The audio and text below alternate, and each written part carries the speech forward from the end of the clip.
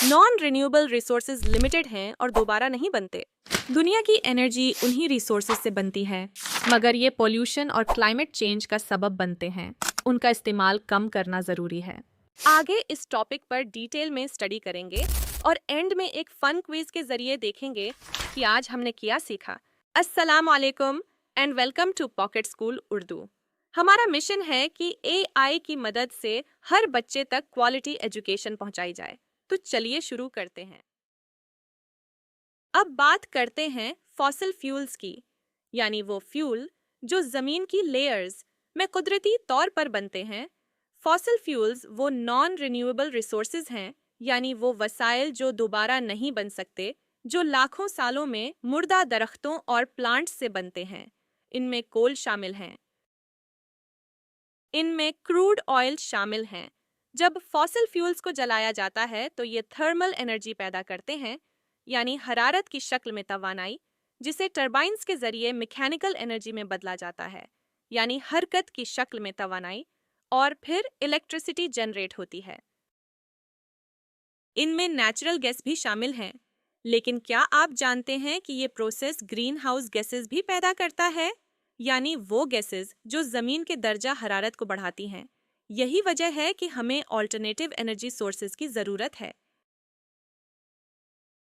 पाकिस्तान में 175 billion turns के कोल reserves मौजूद हैं, जो कि एक बहुत बड़ी तादाद है। कोल एक फॉसिल फ्यूल है जो एनर्जी का एक अहम जरिया है। ये जमीन की लेयर्स में बरीड ऑर्गेनिक मैटर से बनता है।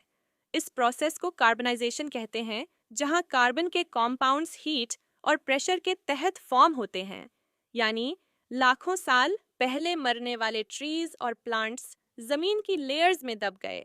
वक्त के साथ साथ हीट और प्रेशर की वजह से ये मैटर कोल में तब्दील हो गया। लेकिन कोल जलाने से पोल्यूशन में इजाफा होता है, जो हेल्थ पर नेगेटिव असर डाल सकता है।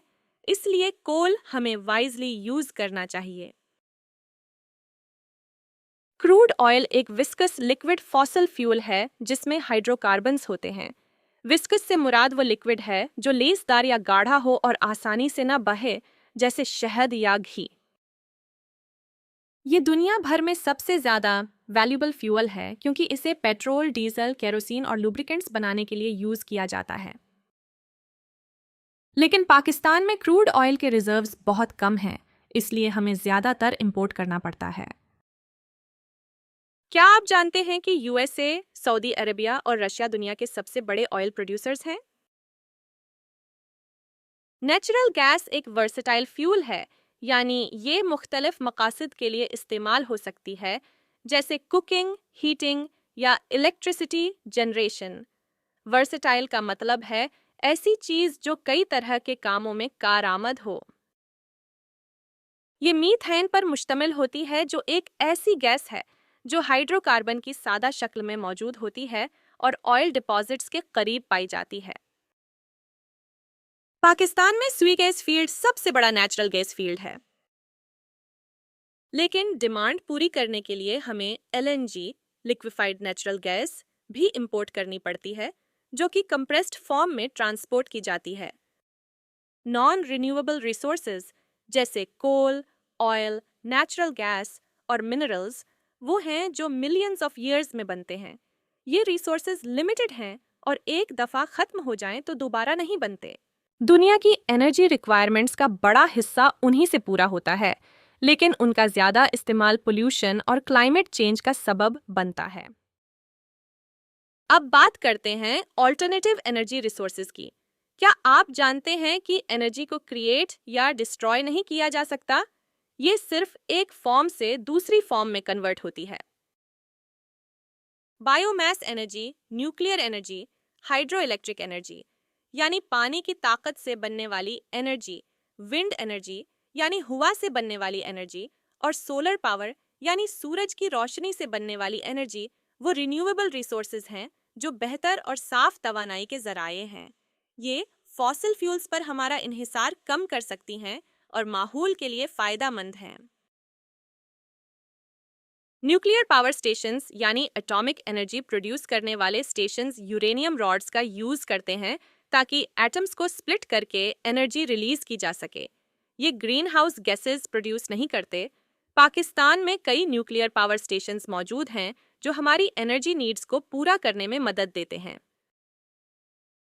बायोमास एनर्जी यानी बायोलॉजिकल मटेरियल से हासिल की जाने वाली एनर्जी प्लांट्स या एनिमल वेस्ट से हासिल की जाती है, जैसे वुड या फूड वेस्ट को जलाकर हीट पैदा की जाती है। रिन्यूएबल एनर्जी सोर्सेज जैसे हाइड्रो इलेक्ट्रिक पावर बहुत इंपॉर्टेंट है क्योंकि इससे हमारे नेचुरल रिसोर्सेज वेस्ट नहीं होते।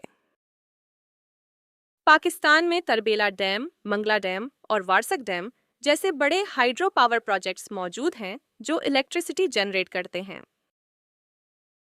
क्या आपने कभी सोचा है कि पानी की मूवमेंट से इलेक्ट्रिसिटी कैसे बनती है?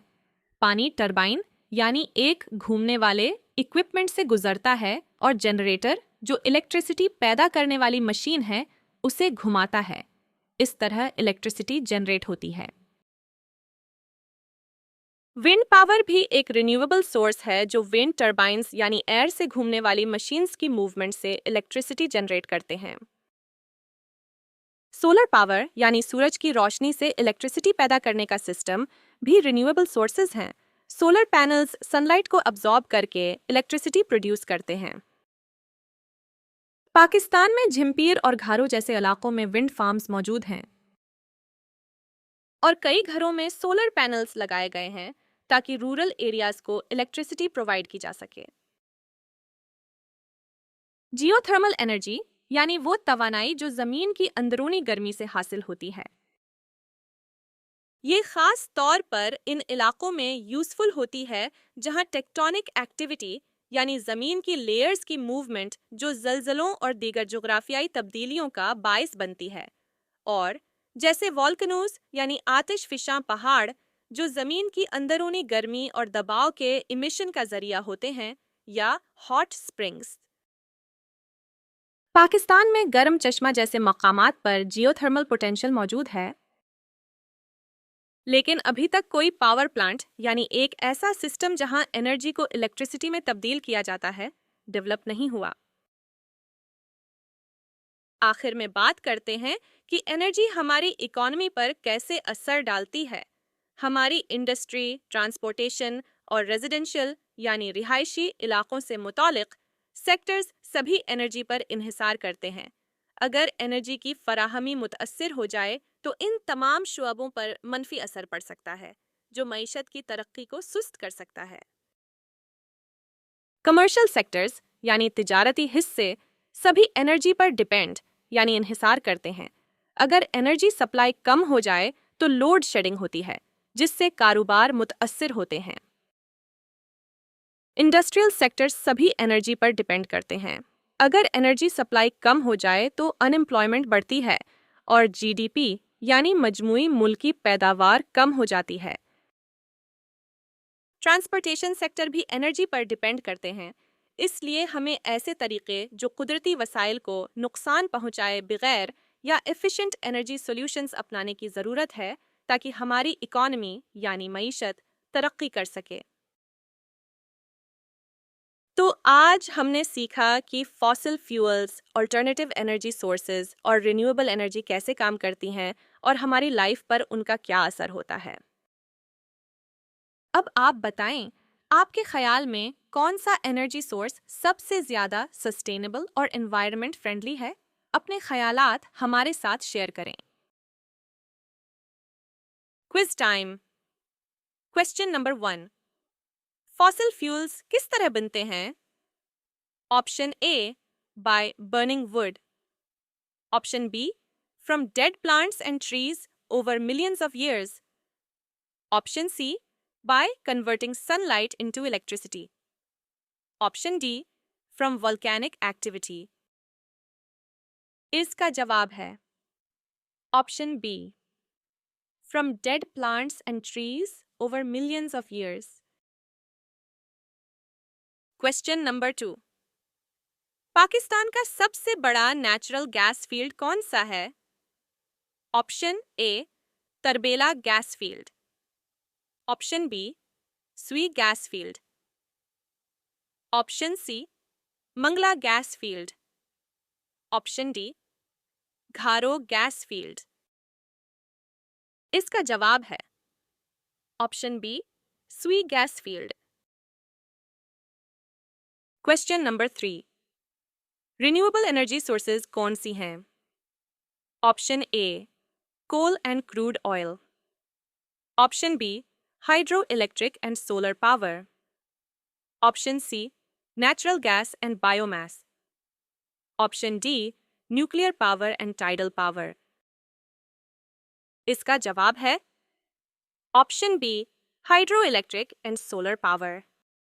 अगर आपके करीब कोई स्कूल नहीं है या जो पढ़ते हैं वो मुकम्मल तौर पर समझ नहीं आता या किसी वजह से क्लासेस मिस हो रही हैं, तो पॉकेट स्कूल उर्दू आपके लिए है। हमारे साथ सीखें और अपने फ्रेंड्स और फैमिली के साथ ये वीडियोस शेयर करें ताकि हर बच्चे तक तालीम पहुंच सके और कोई भी बच्चा तालीम से महरूम न रहे। अगर आपके जहन में कोई सवाल है तो कमेंट्स में ज़रूर पूछें, और अगर आप किसी और टॉपिक पर वीडियो देखना चाहते हैं तो हमें कमेंट्स में बताएं। हमारे चैनल पॉकेट स्कूल उर्दू को सब्सक्राइब करें ताकि आप हमारी नई आने वाली वीडियोस से अपडेटेड रह सकें। नेक्स्ट टाइम मिलेंगे एक और दिलचस्प टॉपिक के साथ।